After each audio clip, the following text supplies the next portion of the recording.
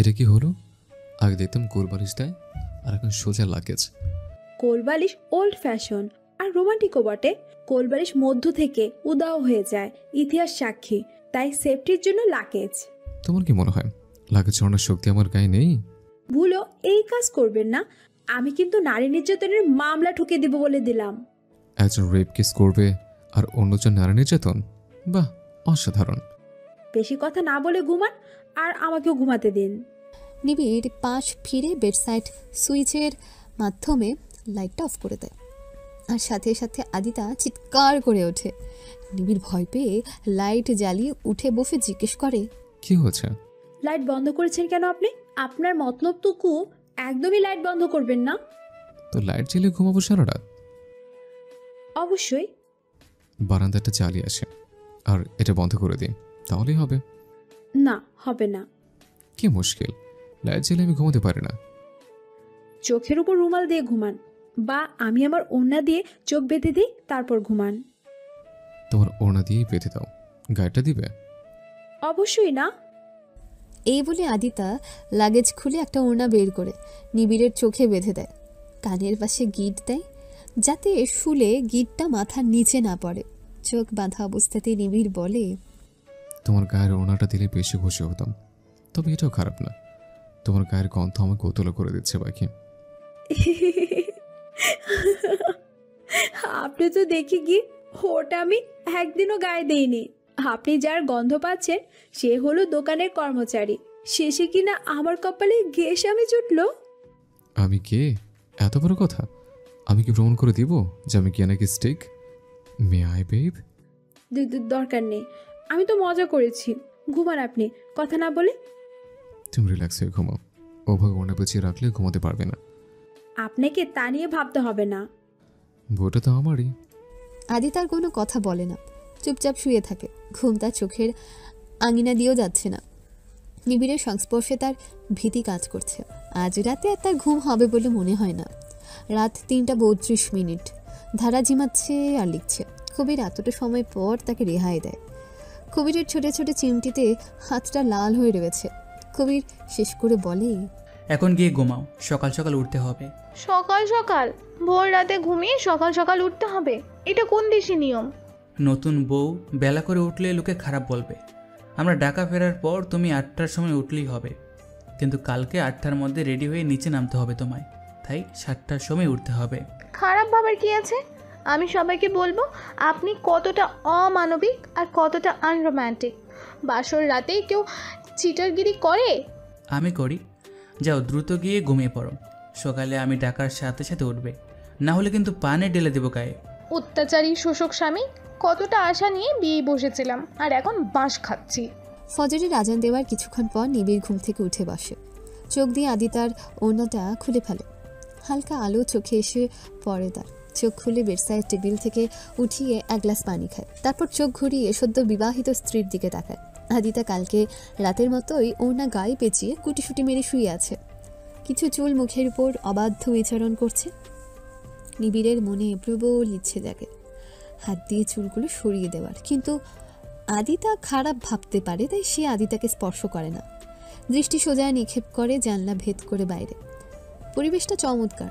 নিবিড় উঠে ওয়াশরুমে চলে যায়। উজু করে বের হয়ে নামাজ পড়ে নেয়। নামাজ শেষ করে আদিতার দিকে কতক্ষণ তাকিয়ে থাকে। সম্পর্কটা স্বাভাবিক হয়ে গেলে সে রোজ আদিতাকে সাথে নিয়ে নামাজ পড়বে বলে মনস্থির করে। নিবিড় গিয়ে বারান্দায় বসে, সিগারেট জ্বালিয়ে লম্বা টান দেয় আর সকালের সতেজ নির্মল আবহাওয়া উপভোগ করতে থাকে। 6:30টার পর অ্যালার্মের শব্দে আদিতার ঘুম ভেঙে যায়। ধরফড়িয়ে উঠে বসে বিছানার অপর পাশে তাকায় সে। না, কেউ নেই। সারা রাত ঘুমোতে পারেনি আদিতা। ভোর রাতের পর চোখ দুটো লেগে এসেছিল। ঘুমানোর আগে অ্যালার্ম সেট করে রেখেছিল। নিবিড় পাশে নেই দেখে আদিতা রুমে চোখ বুলায়। রুমের কোথাও নিবিড়কে না দেখে উঠে বারান্দায় যায়। যদিও নিবিড়কে খুঁজতে না, সকাল সকাল উঠলে ভোরের আবহাওয়া দেখার ইচ্ছে জাগে আদিতা সর্বদাই, তাই এসেছিল বারান্দায়। এসে নিবিড় দর্শনও হয়ে গিয়েছে তার। ভাবতেই অবাক লাগছে, আগামী পুরোটা জীবন তার সকালটা নিবিড়ময় হবে। নিবিড় আদিতার দিকে তাকিয়ে মুচকি হাসে। আদিতা সেই হাসি দেখে কপাল গুচকায়। নিবিড় চোখ মারে। আদিতা অবাক হয়ে মুখে হাত দিয়ে চলে যায় রুমের ভেতর। ব্রিফকেস থেকে একটা শাড়ি বের করে টাওয়াল নিয়ে ওয়াশরুমে চলে যায়। সকাল 7টার দিকে আদনানের ঘুম ছুটে যায়। এক ঘুমে তার সকাল হয়েছে। ঘুমটা দুর্দান্ত হয়েছে। বহুদিন পর আজ সে ভালো করে ঘুমোতে পারল।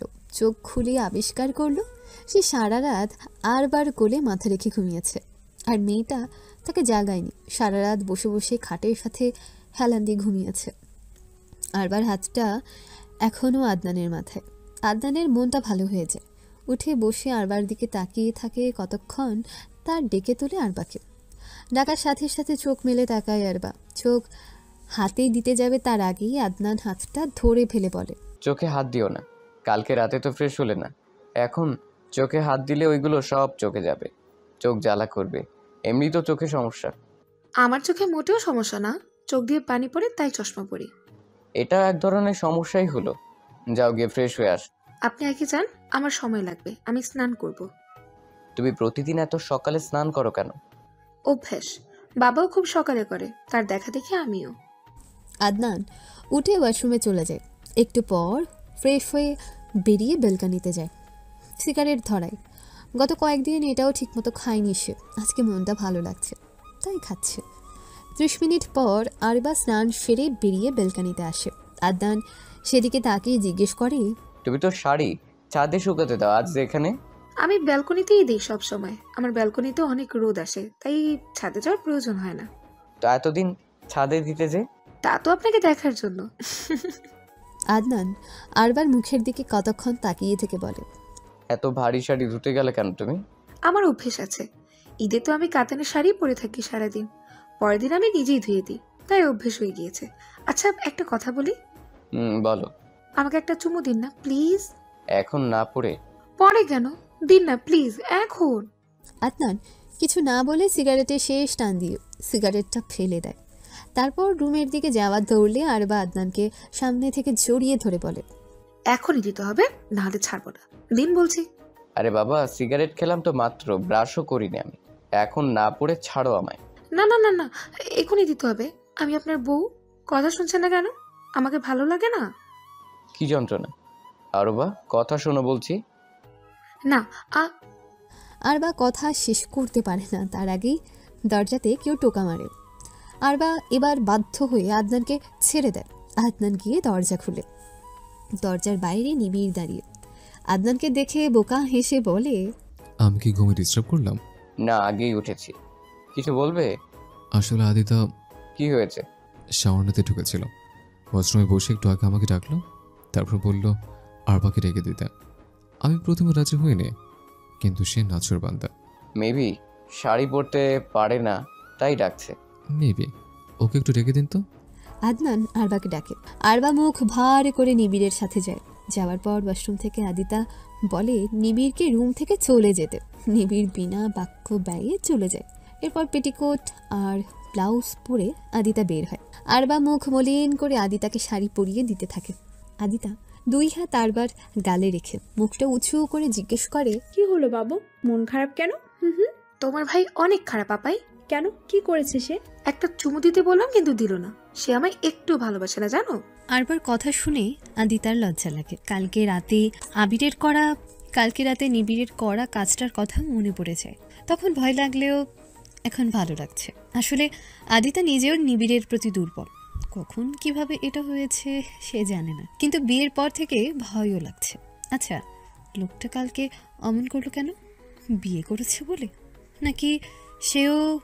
তুমি হাসছো? আরে সমস্যা নেই তো, এখন তুমি চাচ্ছ সে দিচ্ছে না, যখন সে চাইবে তখন তুমি দিবে না, তাহলে তো হয়ে গেল। সে চাইবে? কবে চাইবে? কথা বলা বাদ দিয়ে দাও, এড়িয়ে চলো আর রাগ দেখাও, তাহলেই বুঝবে তুমি কিসের জন্য রাগ করে আছো। এত সুন্দর বউকে নিশ্চয়ই রাগিয়ে রাখবে না, তখন যদি আসে রাগ ভাঙাতে তখন বলবে তোমার আর লাগবে না, শখ মিটে গেছে। কিন্তু আমার শখ তো মেটেনি। আরে দূর বোকা, ওটা তো নাটক, তারপর মজা দেখো। আচ্ছা এখন একটু হাসো। আগে কাজ হোক তারপর। আচ্ছা বাবা, ঠিক আছে। আরবা আদিতাকে সুন্দর করে শাড়ি পরিয়ে দিয়ে চলে যায়। আদিতা ড্রেসিং টেবিলের সামনে বসে হালকা সাজুগাজু করে নেয়, তার উপর নিচে চলে যায় মাথায় ঘুমটা দিয়ে। সকাল 7টার আগেই কবির ধারাকে ঘুম থেকে ওঠায়।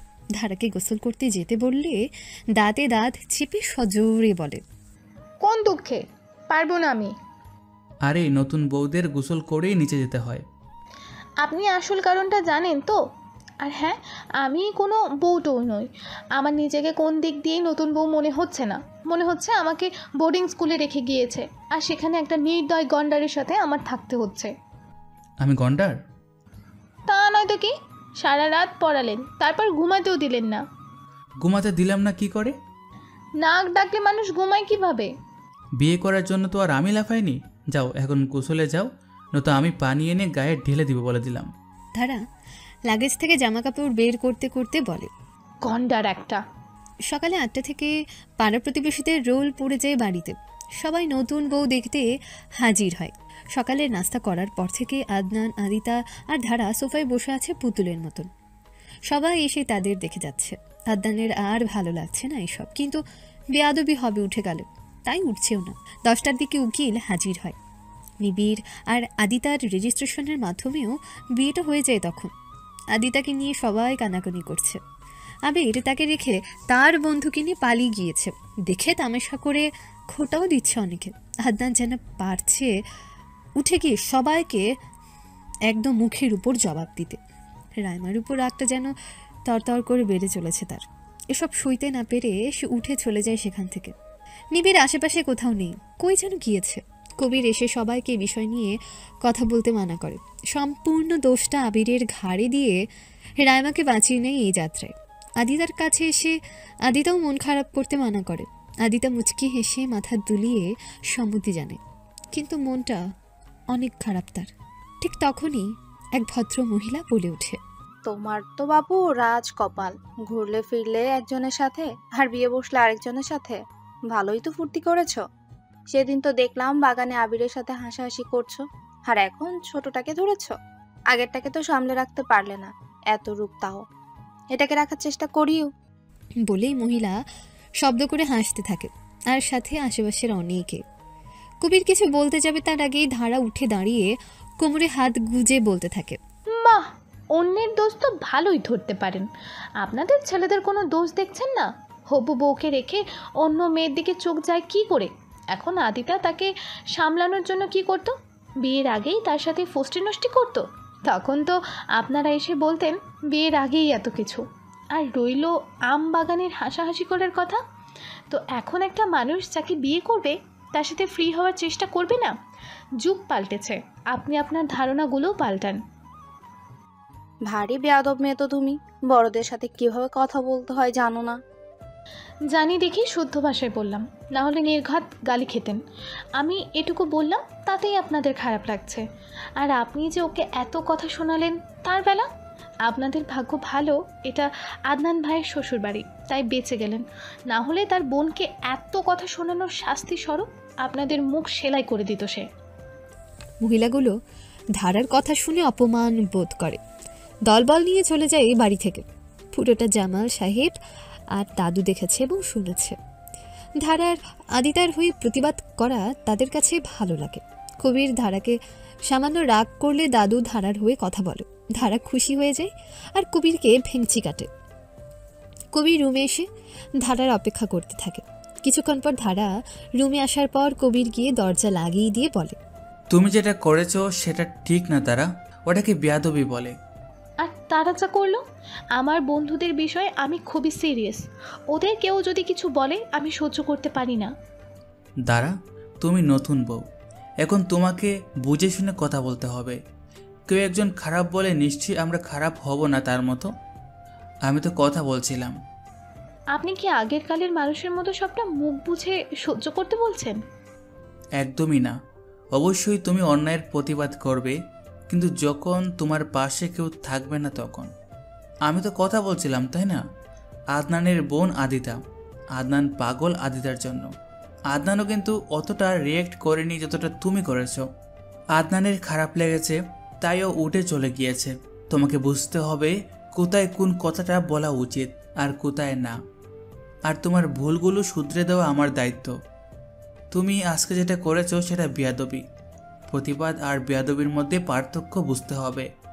তুমি গালির কথা পর্যন্ত বলেছো। তারা আমাদের মুরব্বী, তাদের এভাবে বলা একদমই উচিত নয়। তাদের স্বভাব অমন হওয়ারও যথেষ্ট কারণ আছে। তারা যখন বিয়ে করে নতুন বাড়িতে এসেছিল তখন তার সিনিয়ররা তার ভুল ধরত। তারা তোমাদের মতো পড়ালেখা করেনি, তাই কোনটা ভুল আর কোনটা ঠিক তা বুঝতো না। এখন তারা যা দেখেছে তারাও তাই করেছে। মেধার বিকাশ ঘটলে এমনটা হয়তো করতো না। ঠিক আছে, আর বলবো না। গুড গার্ল, এবার বুঝলে তো পড়ালেখা জরুরি কেন। আমি বলছি না সব বিদ্বান লোকই ভালো, কিন্তু যারা প্রকৃত অর্থেই জ্ঞানী তারা এমন কাজ করে না, কাউকে কষ্ট দেয় না। আপনি সব কথায় পড়ালেখা টানেন কেন? কবির ধারার আঁচলটা ধারার মাথায় দিয়ে বলে, কারণ আমি চাই নাটোরের দ্বারা সুন্দরী পাশাপাশি শিক্ষিতও হোক, বাচ্চামো ছেড়ে একটু ম্যাচিউর হোক। কি হবে তো? ধারা মাথা দুই পাশে নেড়ে বলে। না। কবির হেসে দেয়। মেয়েটা সব কিছুতে বেপরোয়া ভাব। কবিরের ভালো লাগে মেয়েটার এমন স্বভাব, কিন্তু তা প্রকাশ করলে ধারা এখন যাও কথা শুনে পড়তে বসে তখন আর তা বসবে না। এতে আখেরে ধারারই ক্ষতি। আদি তার মেজাজ তুঙ্গে। বিয়েটা তো সে করতে চায়নি, ওই খোক্কসটাই নাচতে নাচতে করলো। নিবিড়ের রুমে এসে পায়চারি করছে সে, ভালো লাগছে না কিছুই তার। বেডসাইড টেবিলের সামনে গিয়ে পানির গ্লাসটা হাতে নিতেই পিছন থেকে নিবিড় বলে ওঠে, বাবা বলল কারণ নাকি তোমাকে কথা শুনেছে, কিছু মনে করো না। কয়েক নিবিড় আর কিছু বলতে পারে না। তার আগে আদিতা ঘুরে হাতে থাকা গ্লাসের পুরোটা পানি নিবিড়ের মুখে মারে। কাজটা করার পর তার টনক নড়ে। আবারও মহিলাগুলোর কথা শুনে তার রাগ বাড়ছিল।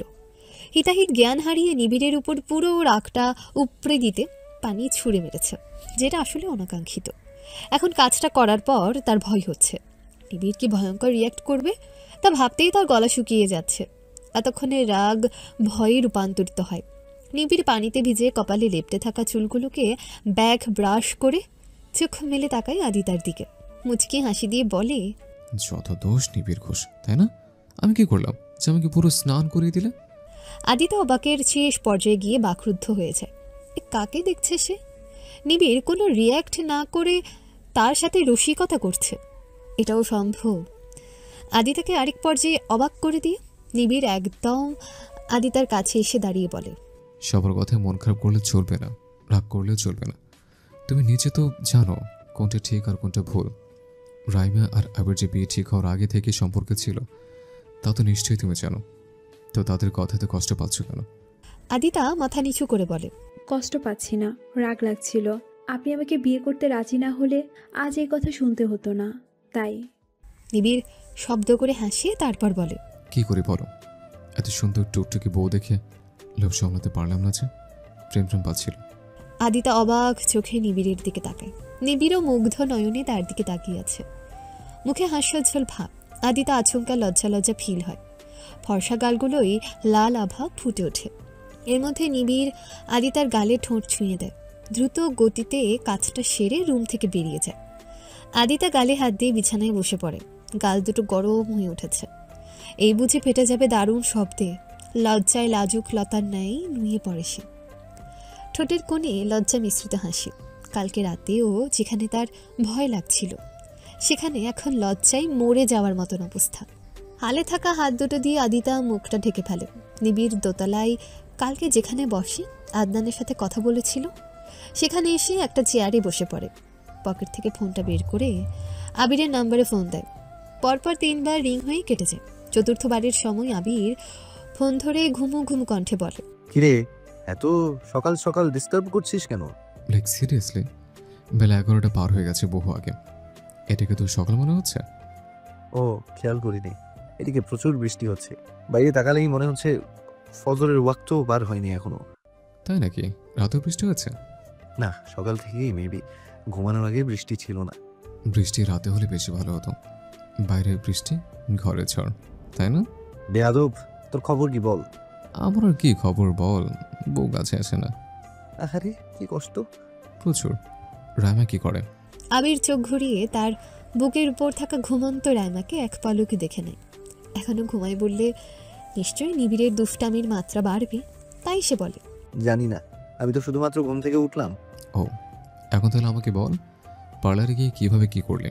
দাঁড়া, 2 মিনিট পর ফোন দিচ্ছি। ওকে। আবির ফোনটা কেটে দিয়ে হাই তোলে। রাতে ঘুমটা তার চমৎকার হয়েছে। ঘুমন্ত রাইমা নড়ে চড়ে পাশ ফিরে শোয়। আবির সেই ফাঁকে উঠে পড়ে, ওয়াশরুমে গিয়ে স্নান সেরে বের হয়। রাইমা এখনো ঘুমোচ্ছে। আদিতা বলেছিল বেশ কিছুদিন রাইমা ঘুমোতে পারেনি আবিরের বিয়ের সংবাদ শুনে, তাই আবির আর বিরক্ত করে না রাইমাকে। আধুনিকতায় জড়ানো রুমটা সব কিছুই বিদ্যমান। Flask, mini fridge, heater, TV থেকে শুরু করে সব কিছুই রয়েছে। রুমে বসে চা বানানোরও সুব্যবস্থা রয়েছে, কিন্তু সেসব রেডিমেড টায়ের ছেঁচে খুবই বাজে স্বাদের হয়। চায়ের স্যাশে খুবই বাজে স্বাদের হয়। রিসেপশনে ফোন দিয়ে আবির 1 কাপ চা দিয়ে যেতে বলে। চা ছাড়া তাদের সকাল যেন শুরুই হয় না।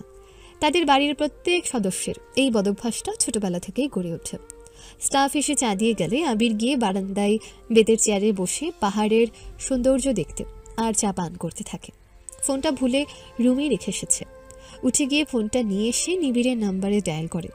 রিং হওয়ার সাথে সাথেই নিবিড় ফোনটা রিসিভ করে বলে, 2 মিনিটের কথা বলে 20 মিনিট পর ফোন দিলে, কাহিনী কি? কিছুই না। সেদিন কি হয়েছিল সেটা বল। সেদিন ফ্ল্যাশব্যাক। আদিতা আবিরের অনুরোধ ফেলতে পারে না। আবির অনেক চোরাচুরি করছিল।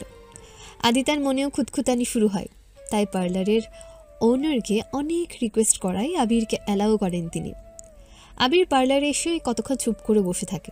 আদিতা, রাইমা, ধারা আর আরবা এক দৃষ্টিতে তাকিয়ে আছে আবিরের দিকে। তারা খুবই উৎসুক আবিরের কথা শোনার জন্য, কিন্তু আবির টু শব্দটা পর্যন্ত করে না। কথাগুলো গুছিয়ে বলবে কিভাবে তা ভেবে পায় না সে। অনেকটা সময় নিয়ে আবির বলে ওঠে, সরি আদিতা, আমি তোমাকে বিয়ে করতে পারবো না। আমি আরেকজনকে ভালোবাসি।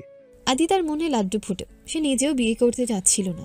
চওড়া হাসি হেসে বলে, আমার কোনো সমস্যা নেই, আপনি বিয়েটা এনি টাইম ভেঙে দিতে পারেন, আমার পরিবারকে সামলে নিব। তা তো তোমাকেই সামলাতে হবে। আসলে আমি পালিয়ে যাব আমার প্রিয় মানুষটার সাথে এখন। আপনি তাহলে রাজি হয়েছিলেন কেন? ভাবি, আসলে আমার ভালোবাসার মানুষটার সাথে একটু মনোমালিন্য হয়েছিল, তো তাকে কষ্ট দিতে আমি। এমনটা কেউ করে নাকি? তুমি তো খুবই খারাপ। একদম একদম। বিয়ের দিন বিয়ে না হলে আমার বান্ধবী আর তার পরিবারের কোনো মান ইজ্জত থাকবে নাকি? সামান্য মনোমালিন্যের কারণে আদিতার সাথে এমনটা করা আপনার একদমই উচিত হয়নি। আদিতা লক্ষ্মী মেয়ে, তাই মেনে নিয়েছে।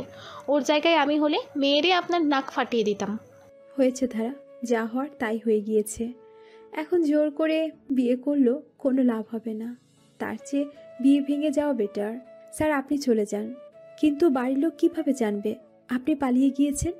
সব ঠিক করে এসেছি আমি, তোমার কিচ্ছু করতে হবে না, শুধু তোমার পরিবারকে একটু সামলে নেবে। ঠিক আছে, all the best for you new life. Thank you Adita, thank you so much. Raima, চলো আমার সাথে। আদিতা, রাইমা, আরবা, ধারা ভীষণ অবাক হয় আবিরের শেষ কথাটুকু শুনে। আরবা প্রশ্ন করে বসে, ও মা, রাইমা আপাই যাবে কেন তোমার সাথে? কারণ রাইমাই আমার ভালোবাসার মানুষটা। কি? আমি সে যে তোমাকে ফোন দিত। আমি মারি না। আবির নিজের ফোনটা বের করে রাইমার নাম্বারে ফোন দেয়। তারপর ফোনটা ঘুরিয়ে দেখায় সবাইকে। রাইমার পায়ের নিচের মাটি সরে যায়। এতদিনে একটু মালুম করতে পারেনি আবিরই তার অচিন পুরুষ। লোকটা সেদিন রাতে ছাদে আসে নিশ্চয়ই, এই জন্য উল্টাপাল্টা কথা বলছিল। রাইমার চোখের কার্নিশ পেয়ে নোনা পানি পড়তে শুরু করে। এখন সে কি করবে? আমি আপনার সাথে যাব না। কেন? আপনার আর আমার কি নিয়ে মনোমালিন্য হয়েছিল? হ্যাঁ, আমি ভুল করেছিলাম, আমি স্বীকার করছি, কিন্তু তাই বলে আপনি আমার আর আদিতার সাথে এমন করতে পারেন না। আমি আপনার সাথে যাব না। আপনি বরং আদিতাকে বিয়ে করে নিন। আমি ওদের সাথে গাদ্দারি করতে পারবো না। আমাকে ওরা নিঃস্বার্থভাবে সাহায্য করেছে। আমি এতটা সেলফিশ হয়ে আদিতার জীবনটা নষ্ট করতে পারবো না। এসব কি বলছিস তুই? তোরা একে অপরকে ভালোবাসিস, এটা জানার পরও আমি কি করে ওনাকে বিয়ে করব, সংসার করব বল? রাইমা, আমি সবাইকে সামলে নিব, তুই যা আবির স্যারের সাথে। না, এটা হয় না, আমি পারবো না। তোর মনে আছে ভার্সিটির প্রথম দিন তুই বলেছিলি আমি যা চাইবো তুই আমাকে তাই দিবি? এখন আমি চাই তুই ওনার সাথে চলে যা, এটাই আমার ইচ্ছে। আদিতা, ছেলে মানুষই করিস না। তুই বোঝার চেষ্টা কর, এই বিয়েটা হলে এমনিও আমরা ভালো থাকবো না। তুই আমাকে ওয়াদা করেছিলি কিন্তু। আদিতা, কোনো কথা শুনতে চাই না আমি। রাইমা সজোরে কেঁদে দেয়। কিছুতেই রাজি হচ্ছিল না সে। রাইমাকে সাজানো অনেক আগেই শেষ, কেঁদে কেটে সব ভাসিয়ে দিচ্ছে সে। অবশেষে রাজি হয় রাইমা যেতে। আদিত্য আর ধারা আবিরের ক্লাস নেয়। আবিরকে রাইমার অনেক যত্ন নিতে বলে, আর যদি কখনো কষ্ট দেয় তাহলে নাকি আবিরের কপালে দুঃখ আছে। বিদায়ের সময় রাইমা দুই বান্ধবীকে জড়িয়ে ধরে অনেক কান্নাকাটি করে। ধারা আর রাইমার দ্বন্দ্বের পুরী সমাপ্তি ঘটে। সবাইকে কান্না করতে দেখে আরবাও কান্না করে দেয়। রাইমা যাওয়ার আগে আরবাকেও একটা মিষ্টি আলিঙ্গন উপহার দেয়। তারপর সকলের থেকে বিদায় নেয় সে আবিরের হাত ধরে। আদিতা ধারা আরবাকে ভালো করে বুঝিয়ে বলে সব, কাউকে পার্লারের ঘটে যাওয়া ঘটনাগুলো বলতে নিষেধ করে। আরবাও তাদের কথা শুনে মুখে তালা দেয়। Flashback end. তোর তো আমার বউকে বিশাল এক ট্রিট দেওয়া উচিত। তার মহানুভবতার জন্য তুই আজ রাইমাকে পেলে। তার স্বামী হয়ে আমি ওই বিশাল ট্রিটের অংশীদার। তুই আগে ট্রিট দে। আমার মহানুভবতার জন্য আদিতা আজ তোর বউ। এমনিতে কিন্তু আদিতাও সুন্দর আছে। তোর উপর ঠাটা পড়ো। মানুষের বউর দিকে নজর, বেয়াদব। আমি বিয়ে করলে আমার বউ হতো। আমি তোকে করুণা করেছি বলে আজও তোর বউ। হুম, আমার ভালোবাসা ভরার প্রার্থনাগুলো আল্লাহর আরশে পৌঁছেছিল বলে আজ আদিতে আমার বউ। কিরে, তুই এত হাদিস ছাড়ছিস যে? সিগারেট খাওয়ানা ছাড়া পর্যন্ত এসব হাদিসে কাজ হবে না মামা। ভণ্ডামি বাদ দাও। রাখছে। বিকেলে ধারা ভাবির বাপের বাড়ি যেতে হবে। এখন একটু বাইরে যাব কবির ভাইয়ের সাথে। সে প্রথম তো শ্বশুরবাড়ি যাবে বলে কথা। সিগারেট ছাড়ার কথা বললেই তোর হাজারটা কাজ এসে পড়ে, তাই না? এত কথায় ঘোরানো শিখেছিস কোথায় তুই? রাখছে বলে নিবিড় ফোন কেটে দেয়। চেয়ার থেকে উঠে ঘরের মধ্যে প্রবেশ করে। সত্যি কবিরের সাথে বাইরে যাবে এখন সে সামান্য কেনাকাটা করতে। দুপুরে ঝপঝপিয়ে বৃষ্টি নামে। উত্তপ্ত সময় পার করার পর এই বৃষ্টিতে সবাই মহা খুশি, কিন্তু নাটোরে যাওয়াও জরুরি। কবিরা নিবিড়ের ছুটি শেষের পথে। তাদের ছুটি শেষ হওয়ার আগে আদনানের ছুটি শেষ হয়ে যাবে, ফিরতে হবে ঢাকা। তাই সবাই মিলে সিদ্ধান্ত নিয়েছে 2 দিন পর একসাথে নাটোর থেকে ঢাকা ফিরবে সবাই। আজকে আরবার বিদায় এই বাড়ি থেকে। এরপর ধারাদের বাড়ি বেরিয়ে সে পাড়ি জমাবে তার শ্বশুর বাড়ি। আদিতার হৃদয় ভার। এতদিন মালুম না করলেও আজ আরবার বিদায়ের কথা শুনে মনে পড়ল সেও বিদায় হয়ে এসেছে। তার বাড়ি থেকে বাড়িতে আসায় তার বিদায় ছিল। এখান থেকে নাটোর, আর নাটোর থেকে নিবিড়দের ঢাকার বাড়িতে যাবে সে। আরবার বিদায়, কিন্তু আরবা সেই বিষয় নিয়ে ভাবনা শূন্য হয়ে বসে আছে। তার কাছে এটা নতুন কোনো বিষয় না। নানা বাড়ি আর দাদা বাড়ি আসা যাওয়া করতে করতে এখন আর তার বাড়ি ছেড়ে কোথাও যেতে খারাপ লাগে না।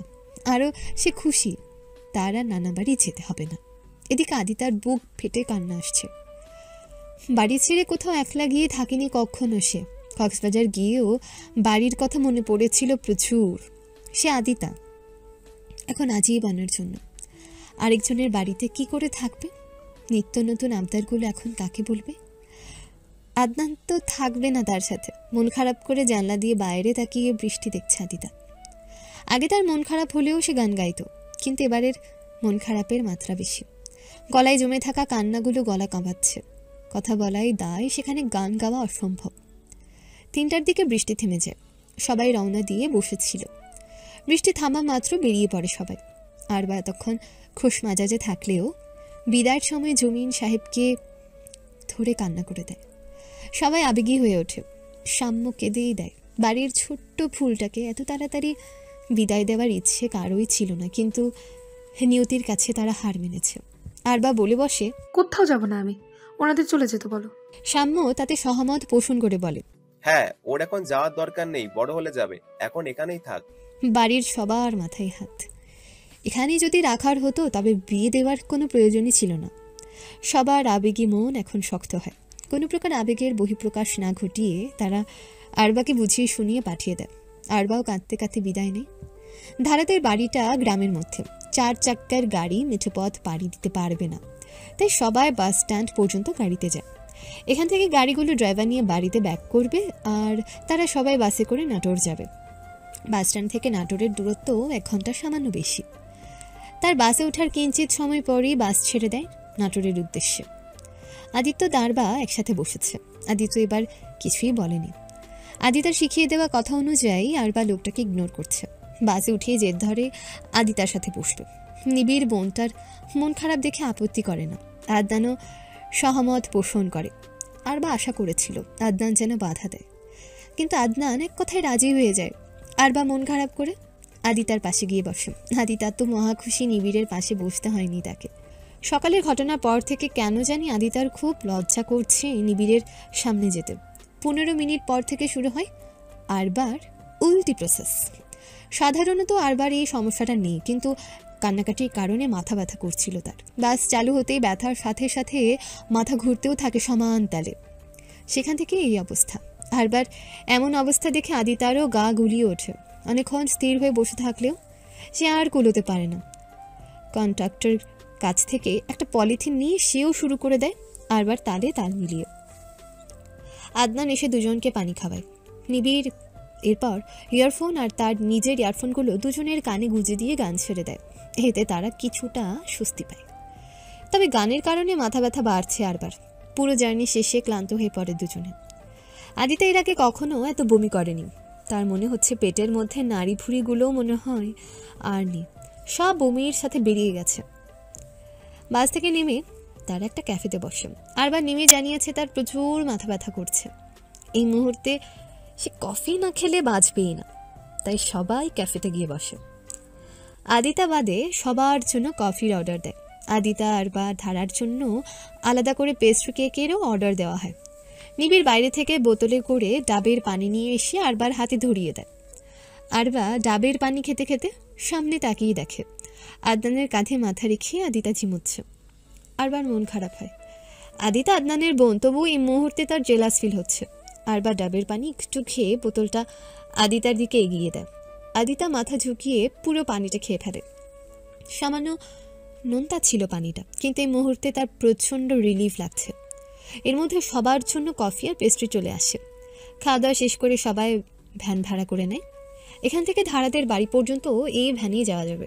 2টা ভ্যানে করে সবাই যাচ্ছে। বৃষ্টি হওয়ার পরিবেশ শীতল। আরবা আর ধারার কাছে ব্যাপারটা নতুন না, কিন্তু আদিতার কাছে ভ্যানে করে ঘুরে বেড়ানোটা একদমই নতুন। সে খুবই এনজয় করছে। এতক্ষণ পর ক্লান্তির কিছুই আর অবশিষ্ট নেই তার মাঝে। মনটা বাকবাকুম হয়ে রয়েছে। মুখ থেকে সুমিষ্ট হাসি সরছে না মোটেও। শরীরের মধ্য থেকে সম্পূর্ণ আনন্দটুকু হাসির মাধ্যমে বেরিয়ে আসছে যেন। 5টার দিকে ভ্যান এসে থামে ধারাদের বাড়ির কিছুটা দূরে। 10 মিনিটের হাঁটা পথ বাকি। এটুকু ভ্যানে করে যাওয়া যাবে না। এই রাস্তায় আগে থেকেই অল্প স্বল্প কাদা ছিল। আজকে এর টানা 3 ঘন্টার বৃষ্টিতে তা ভয়াবহ অবস্থায় পরিণত হয়েছে। ধারা আর আরবা কোনো কিছু না ভেবেই হাঁটা শুরু করে। তাদের কাছে ব্যাপারটা মোটেও নতুন না। আরবা নানা বাড়ির রাস্তাতেও এমন কাদা থাকে। তারা যেহেতু গ্রামেই বড় হয়েছে, তাই এগুলো তাদের কাছে নতুন কিছুই না। রাস্তার পাশ দিয়ে ধীরে সুস্থে দেখে দেখেই পা ফেলছে তারা। সবাই যে যার মতন হাঁটতে শুরু করে ওই রাস্তা দিয়ে। এদিকে শহরে বড় হওয়া আদিতার কাদা দেখে কেমন কেমন যেন লাগছে। এত কাদা এসে পা দেবে ভাবতেই চোখ মুখ কুচকে আসছে। শহরে থাকার বদৌলতে এত কাদার মধ্যে হাঁটা তো দূরের কথা, কোনোদিন চোখেও দেখেনি সে। তার দাদা বাড়ি নানা বাড়িও শহরেই বলা চলে। আদনানেরও অভ্যেস নেই, কিন্তু সে যথেষ্ট শক্ত প্রকৃতির। যে কোনো জায়গায় সে নিজেকে খাপ খাইয়ে নিতে পারে। তার একমাত্র চিন্তার কেন্দ্র তার বোন। আদিতা ভীষণ নরম, এসব তাকে দ্বারা হবে না। আদনান বোনের হাত ধরতে যাবে, তার আগেই নিবিড় খপ করে আদিতার হাতটা ধরে বসে। আদিতা সেদিকে তাকালে সে জিজ্ঞেস করে, কাঁধে হাঁটার অভ্যাস নেই নিশ্চয়ই? না। গ্রামের বাড়ি গিয়েও কখনো কাঁধে হাঁটোনি? পাকা রাস্তা ওইদিকে, আর হাঁটা লাগলো। এত কাদা ছিল না, জুতো পরে হাঁটা যায় এমন কাদাই হেঁটেছি। এখানে দাঁড়িয়ে থাকলে তো আর হবে না, তাই না? চল আমার সাথে, সবাই এগিয়ে গিয়েছে, দেখো না। ফেলে দিবেন না তো? আমি কি তোমাকে কোলে করে নিয়ে যাব? আমার হাত ধরে হাঁটলে একটা সাপোর্ট পাবে, তাই বললাম আর কি। আচ্ছা চলুন তবে। আদনান পেছন থেকে সব দেখে মুচকি হাসে। আদিতা নিবিড়ের পিছু পিছুই সে যেতে থাকে। নিবিড় আর আদনান প্যান্ট হাঁটু পর্যন্ত উঠিয়ে নিয়েছে। আদিতা এক হাতে নিবিড়ের হাত ধরে আছে, আর অন্য হাতে শাড়ি উপরে উঠিয়ে ধরে রেখেছে। চুলগুলো খোলা তার। কাঁধে একটা ভ্যানিটি ব্যাগ ছিল, সেটাকে আড়াআড়িভাবে কাঁধে নিয়ে হাঁটা শুরু করে সে।